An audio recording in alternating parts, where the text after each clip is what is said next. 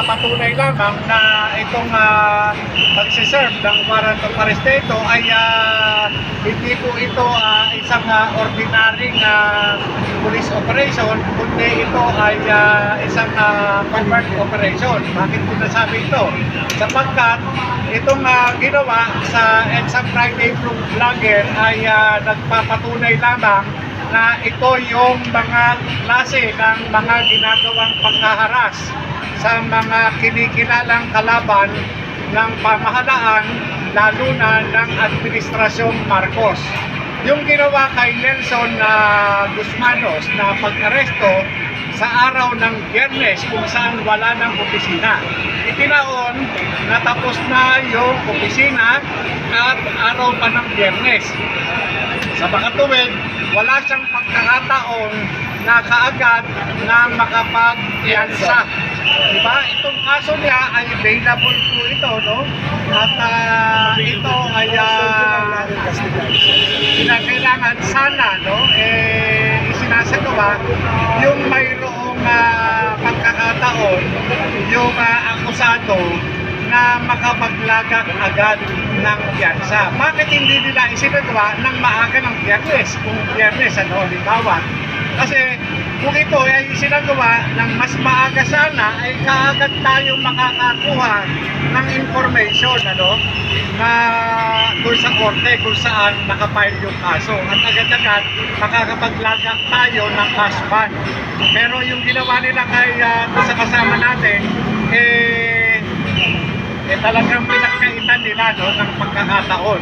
Ito kitang-kita naman, yung mga ganitong klase ng mga aksyon, ito yung pangpabalahura, pangpabalasubas sa karapatan ng mga ordinaryong mamamayang katulad natin.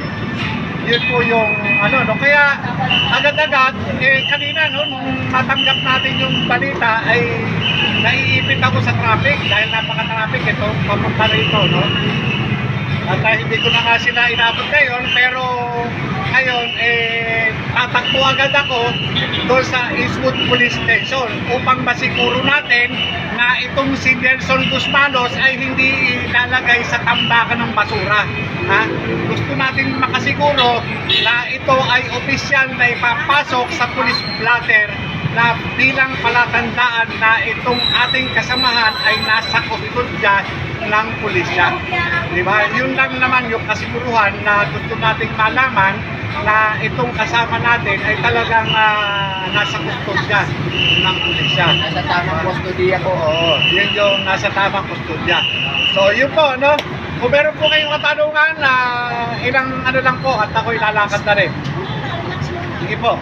Meron po ba? Sir, sa atin nyo, itong nangyari ito kay Channel 167, aka Nelson, pangikipit na ba ito sa mga katulad namin vlogger?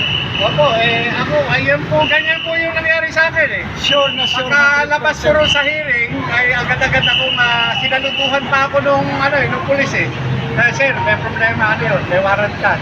Ganun, Kaya eto, alam nyo, sa totoo lang, hindi na kami nagulat sa ganitong pagkakataon sapagkat talagang yung mga EDSA Friday Group talagang inaalam nila kung sino-sino ito at binerify ito kung may kaso. Nagkataon, ang nakitaan ng merong pending ay yung kapangalan ni Nelson. Hindi naman natin sinasabi na si Nelson na ito, pero maaaring kapangalan lang. Kaya nga ito ay subject ng validation ngayon. Subject ng validation at kung ito man siya, ipampiyansahan natin. Diba? Sir, tanong lang sir, bakit pwede po ba na dito sa EDSA mismo i-serve yung warrant? Oo naman po pwede. Kahit saan naman, anywhere yan. Anywhere. Ang Yes po, sa EDSA po natin dito, sana man lang kung natanggap ng pulisya yung warrant, malalaman natin yan pagka sa korte, pagka kung kailan nila kinuha, kung kailan nila binerify yung warrant. Sir, sa palagay August, po ba, parang August po sabi kanina. pangyayari na ganito? Kahit na sino sa atin, po pwede. Kahit na sino sa atin, po pwede. Kung pwede nga tayo, bawat isa sa atin, pwedeng gawa ng kaso, ipapile sa ibang lugar. At di natin alam, nagkakaroon na pala ito ng preliminary investigation sa mga piskalya. Kung mga hindi tayo nakaka-attend, ipapile ito sa korte at pag na-file yan, magkakaroon ng warrant of arrest. Gano'n na pala ngayon sir ang sistema, no? I-address nila sa maling address. Tama, tama. Pero gano'n pa man, no? Sa WPD, pag nag-file ka ng kaso ng mali address, ayaw nila tanggapin. Pero dito sa gobyerno ni Bangag, pwede pala. Nangyari na sa akin yan. Pinailan ako ng kaso sa piskalya at hindi pa nila address. Hindi tuloy ako naka-attend ng preliminary investigation hanggang sa yung piskal nag-resolve yung kaso, no? Ex parte, no? Ni-resolve yung kaso, pinail sa korte, ang korte nag-issue ng warrant, kaya ako nagkaroon ng warrant of arrest, no? Kaya ganun yung ginagawa. Kaya sa mga vlogger, yung nangyari kay Nelson, hindi po pwedeng hindi mangyari sa inyo. Sir, sa nangyari na ang pagkapot ng isang vlogger ngayong hapon sa business na to, do we expect legal team na pwede tutulong kay Mr. Nelson? Oo, pwede naman. At siguro, no, doon sa mga nagsasabi na handa silang tumulong sa mga katulad nating lumalaban, ano, para sa katotohanan, ito na yung pagkakataon nila na mag-extend ng tulong para doon sa katulad na kasabahan natin si Nelson Guzmanos. So, yun lang po, no?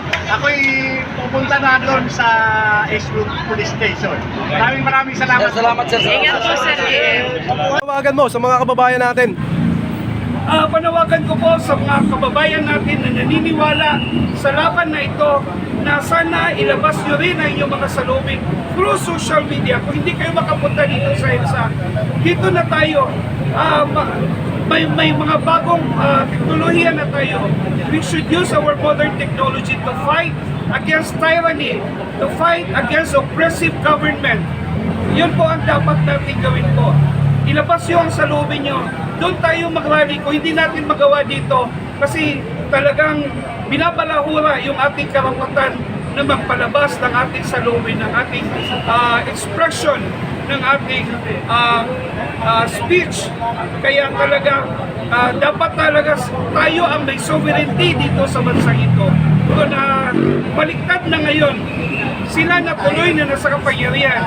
Yung dati nilang pangako na tayo ay magiging hari dito sa bansang ito, sila tuloy ang nagiging hari. Sila tuloy ang may kapangyarihan na pambalahura sa ating bansa. Sir, baka may posibilidad na bawat isa sa amin dito na mga Posibilidad vlogger po. Yes po. magkakaroon ng warrant of arrest. Yes po. Pwede gagawan kayo, meron kayong nakaligtaan o meron kayong naging halitan. Pwede nila yung bayaran, pwede nila yung kausapin para lang maharas ang sinuman isa sa atin dito, sinuman dito na talagang, lalo na yung mga vlogger na may mga pangalan na, yun po. How about yung mga vlogger na mga Marcos po pagkatapos? Natural po, yung mga pro-Marcos talagang may sahod yung mga yan. Wala tayong magagawa kasi sa kanila, kumakampi sila doon sa isang mali na paggobyerno. Walang warrant of arrest din sa kanila. Wala silang warrant. Hindi sila magagawa ng kasalanan. Hindi sila maiharas ng kanilang mga kongresista na talagang nananakot sa atin na tayo ay paimbestigahan, tayo ay pwedeng tamputin ng sino man na nasa kapangyarihan ngayon. Iyon po.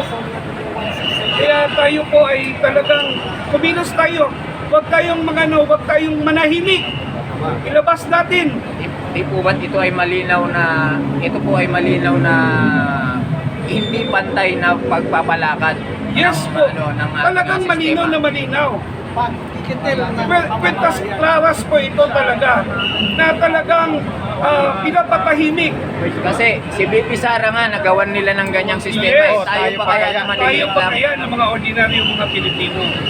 Yun nga po, naniwala tayo kung yung totoong demokrasya ay hinayaan tayo na makapagpahayag.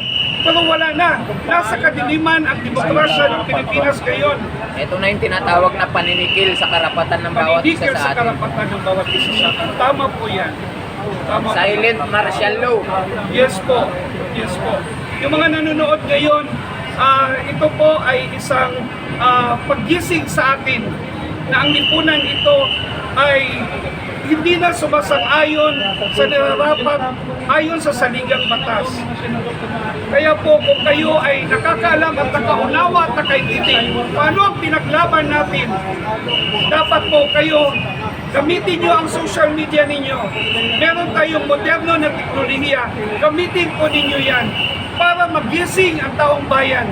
Magising tayo, ang buong lipunan ng Pilipinas, para maihinto ito hanggang kailan ito matatapos kung tayo ay mananahimik lamang.